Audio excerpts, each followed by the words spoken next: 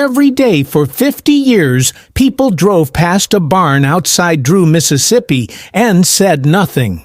Not because they didn't know, they knew. The black community in and around Drew had always known, had passed the knowledge from parent to child. The way you pass down a name, or a prayer, or a warning. When Gloria Dickerson was growing up in Drew, her mother would slow the car when they reached that stretch of road and turn to her daughter and say quietly, matter-of-factly, the way you say something you want your child to carry. That is where they killed Emmett Till. No plaque, no marker, no official record. Just a weathered barn on a flat delta road sitting in plain sight. Its wood going gray in the Mississippi sun with nothing on its walls to tell anyone who drove past what had happened inside. The world thought it knew where Emmett Till was killed. The world had been told it was the riverbank that Bryant and Milam had driven him to the Tallahatchie and done what they did there. That was the story in the 1956 Look magazine article. That was the story in the books and the documentaries and the classroom lessons in all the places the case was taught and examined and mourned. The riverbank, the water, the cotton gin fan tied around his neck with barbed wire. But the people of Drew knew the truth had a different address. And for 50 years, through investigations and grand juries and congressional hearings and civil rights legislation passed in Emmett Till's name, that address stayed in the community's memory and out of the official record. This is not a story about who killed Emmett Till. That has been known since 1955. This is a story about a barn. About what it means for a community to hold a truth that the world is not ready to receive. About the distance between knowing and saying, and what fills that distance and what it costs, and whether it can ever be fully crossed. Drew, Mississippi sits in the flat cotton country of the Delta. A few miles from Money, a few miles from Ruleville in Sunflower County.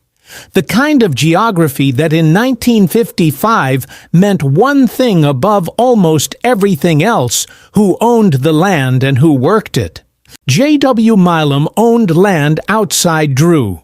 He was 36 years old in the summer of 1955, a veteran broad-shouldered and physically imposing in the way that men who have never been told no tend to carry themselves.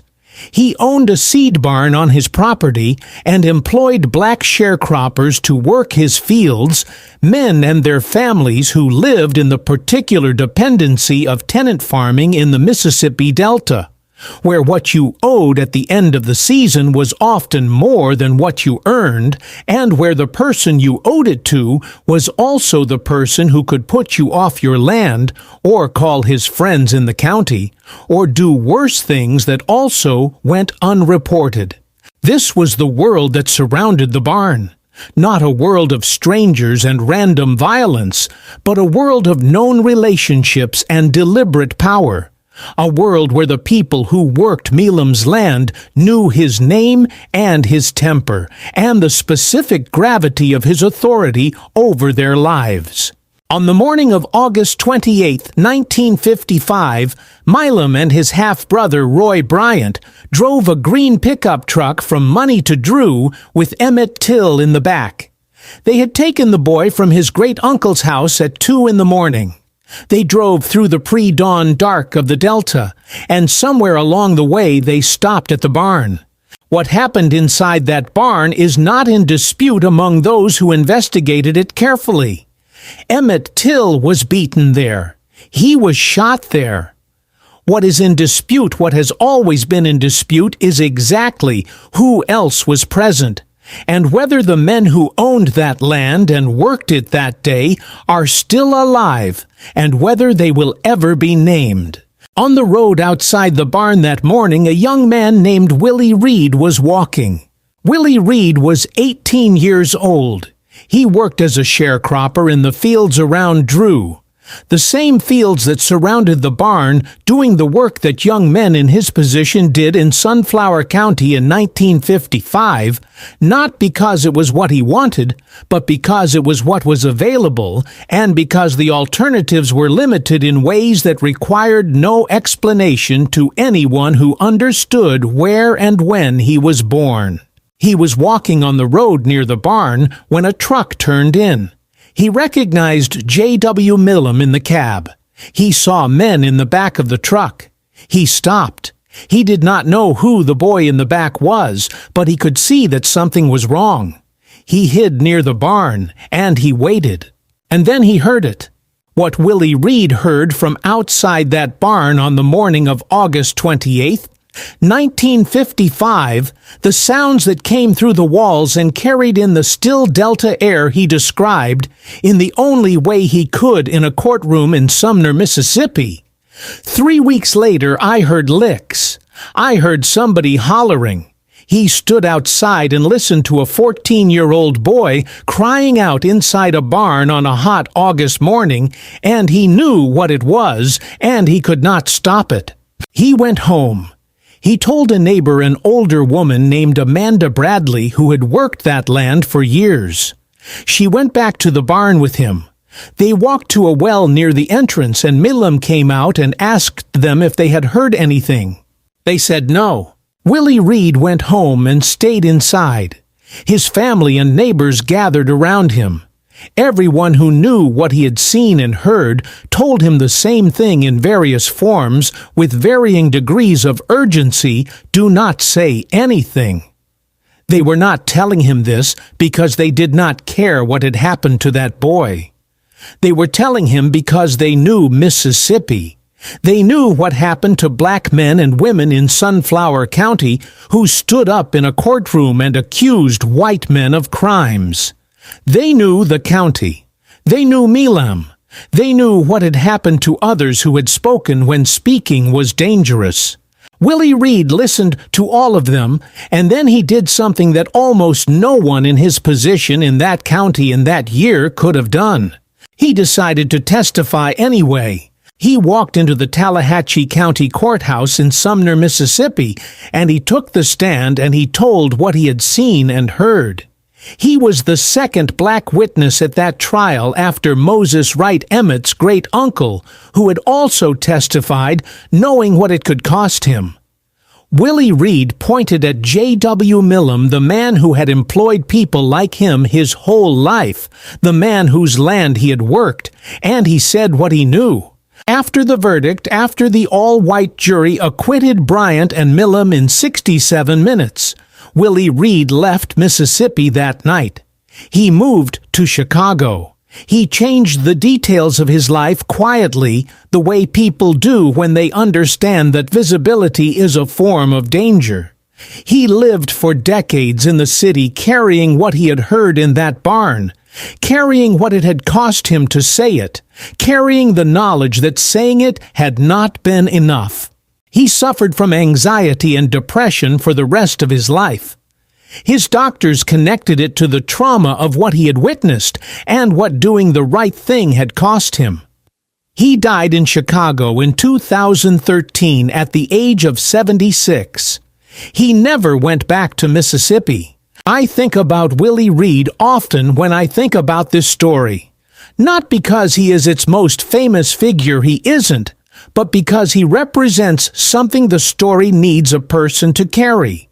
He was the person who heard the truth, who went toward it instead of away from it, who stood in front of a hostile courtroom in a hostile county in 1955 and said what he knew out loud, and who paid for it with the rest of a life shaped entirely by what that choice had cost. He was 18 years old. He was a sharecropper. He had no protection behind him, no organization, no guarantee of anything beyond the knowledge that if he said nothing, the men who had killed Emmett Till would walk free and would know that he had been there and stayed silent. He chose to speak. And speaking removed him from everything he had known, his land, his county, his community, his sense of a future connected to the place where he had been born. That is what the barn asked of the people closest to it. Not silence, that was what the system demanded. The barn itself asked something harder, whether you were willing to say what you knew, even when the cost of saying it was everything you had. Willie Reed said yes. He was one of the few who did. The rest of his life was the answer to what saying yes in Mississippi in 1955 actually meant. In January 1956, Look magazine published the confessions of Roy Bryant and J.W. Milam. It was one of the most remarkable documents in American journalism. Two men who had just been acquitted of murder, protected by double jeopardy, selling the story of how they had done it to a national magazine for $4,000. They described the abduction, the drive, the violence, the weighted body in the river. They were detailed and they were unapologetic. But there was one thing the article did not describe accurately. Before Look could publish, the magazine's editors required signed consent from every person whose involvement was described. One of those people was the owner of the barn outside Drew, a man who, unlike Bryant and Milam, had not been tried and acquitted, and therefore could still face legal consequences if his role became publicly known. He refused to sign unless the location of the killing was changed. The journalist William Bradford Huey changed it. He moved the murder to the riverbank of the Tallahatchie. The article went to press with the wrong address. That single editorial decision, made to protect a man who was never charged, removed the barn from the official story of Emmett Till's murder for 50 years. Every investigation that followed used the Look article as a baseline. The FBI in 1955, the state investigations, the books and documentaries and scholarly analyses. Everyone was looking at a river when the truth was in a barn 8 miles away. The people of Drew knew this. They had always known it. The barn sat on a road they drove, in a landscape they worked, in a county they had lived in for generations. You cannot hide a building from the people who live beside it. What you can do is make sure they understand the cost of speaking. The White Citizens Council was active in Sunflower County in 1955. The Klan was present in the Delta.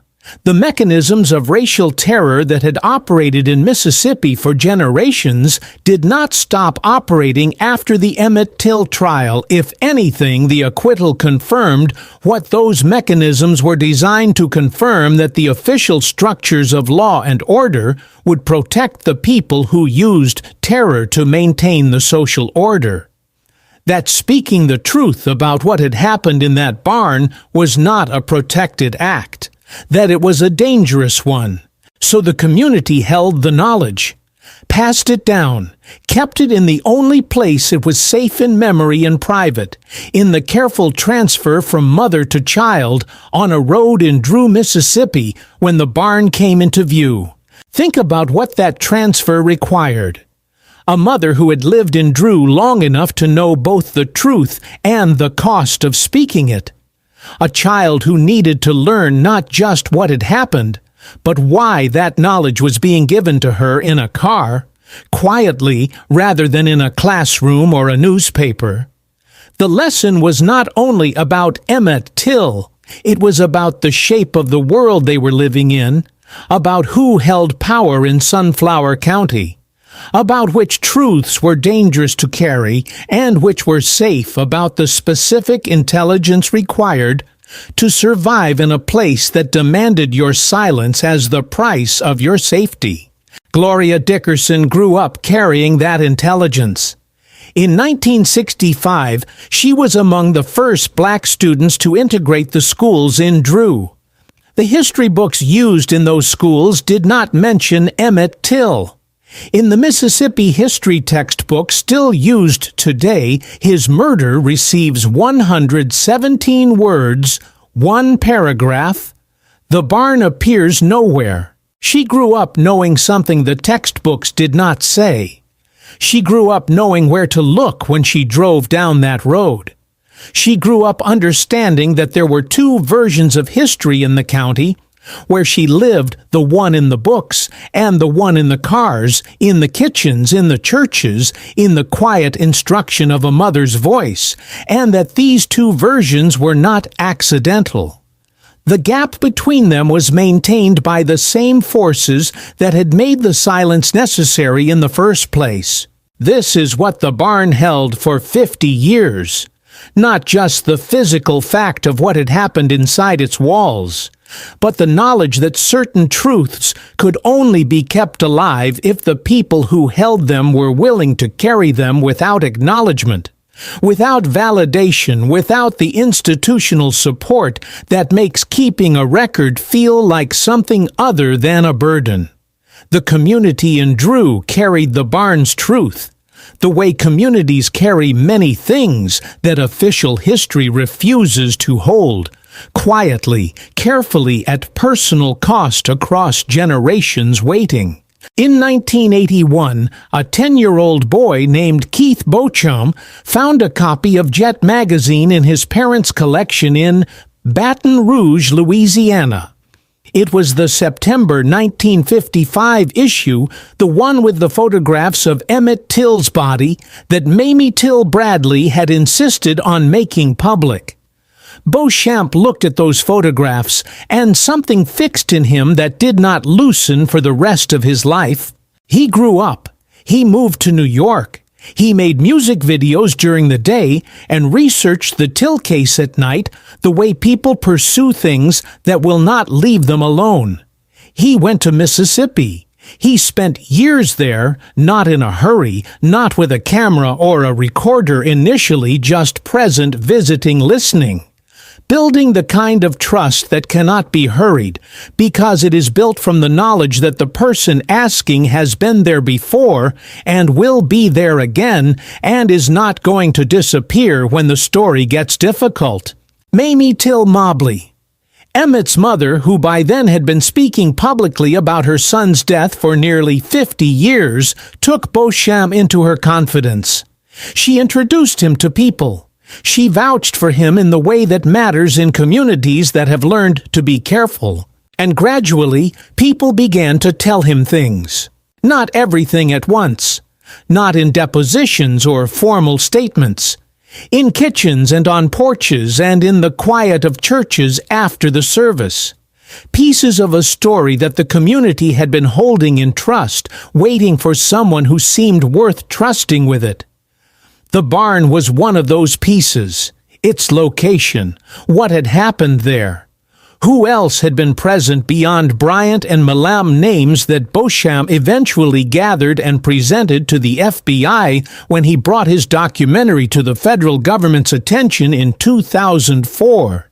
The FBI reopened the case.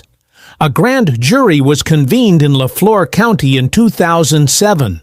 Beauchamp had identified, he said, at least 10 people who had been involved in the murder or its immediate aftermath and had never been investigated. The grand jury found insufficient evidence to bring charges against anyone beyond Bryant and Milam, who were by then both dead. Beauchamp refused to release the names publicly, saying he had promised confidentiality to the people who had trusted him. The case was closed again, but the barn had a location now. The official story had been corrected, at least in the historical record. The river was no longer the address of the crime. For a long time after the case was closed, the barn stood where it had always stood on the road outside Drew, weathering the wood going soft, the roof sagging in the way of structures that have not been maintained because there was no agreement about what maintaining them would mean. A man named Jeff Andrews bought the property in 1994. He learned after the purchase what the barn was. He made the decision to maintain it to allow Emmett Till's family and researchers and visitors to come there to keep it accessible to the people for whom it mattered most. He did this quietly, without press releases for 30 years. He was not rich. He was not famous. He was a private person who had come to understand that he was the steward of something that did not belong only to him. In 2022, the first public commemorative ceremony was held at the barn. Hundreds of people came from Drew, from Mississippi, from across the country. They stood in the field beside the structure that had held the truth for 50 years while the official story looked elsewhere, and they bore witness in the way that communities bear witness when they have been waiting a long time for permission to do it openly. In November 2025, the Emmett Till Interpretive Center announced that it had purchased the barn funded by a $1.5 million donation from the writer and producer, Shonda Rhimes.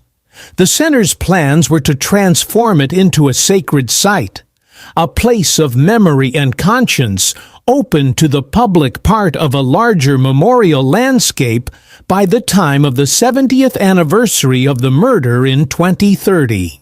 My hope, Rhimes said, is that this story never gets lost. I want to say something about what it means to call a place like that a sacred site. Not to dispute the intention is clearly right, clearly necessary, clearly the kind of thing that should have happened long before it did. A place where a 14-year-old boy was killed should be marked. The people who held the truth of that place for 50 years while the official record pointed elsewhere deserve to have their knowledge recognized, to have the ground they drove past every day acknowledged for what it is. But there is something else, too. Something that Gloria Dickerson, who grew up in Drew, who heard her mother's voice in the car, was trying to say when she said, "For too long, people in the Delta have carried the weight of this story without the world truly seeing us." The weight she is describing is not only the weight of grief, though it is certainly that.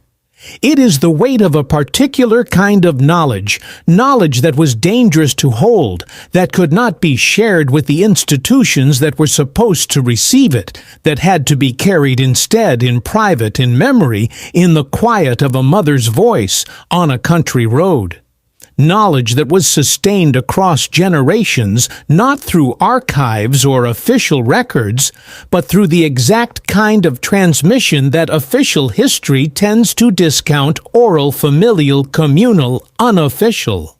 For 50 years, the community in Drew was the archive. They were the record. They held what the Look article had erased, and the FBI had not found, and the books had not reported.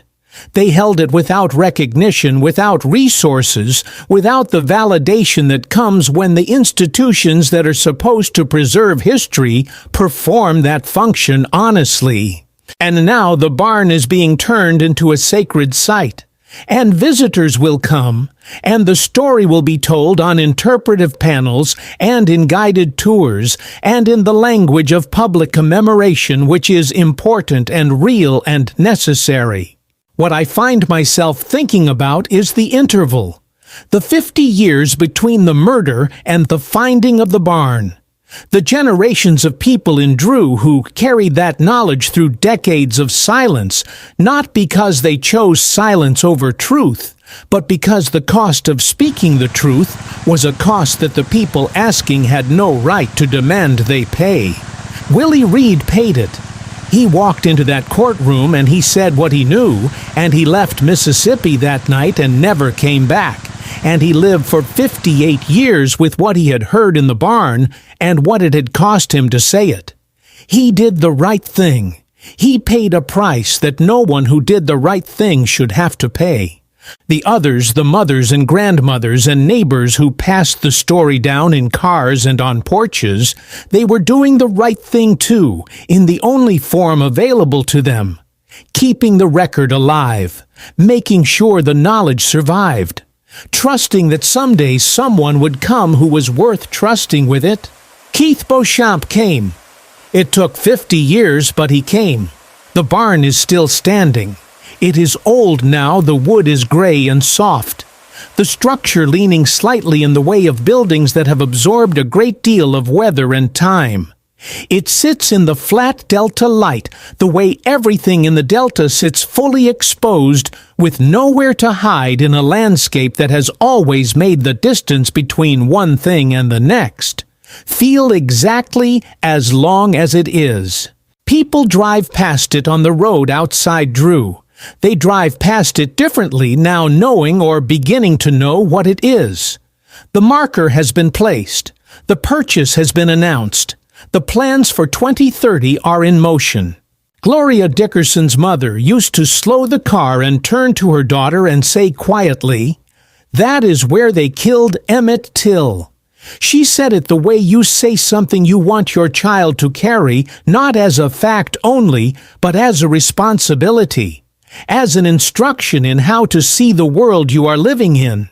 I think about what it means that she knew, that she had always known, that the community around her had always known and had held the knowledge in the only way they safely could, and had passed it down and had waited.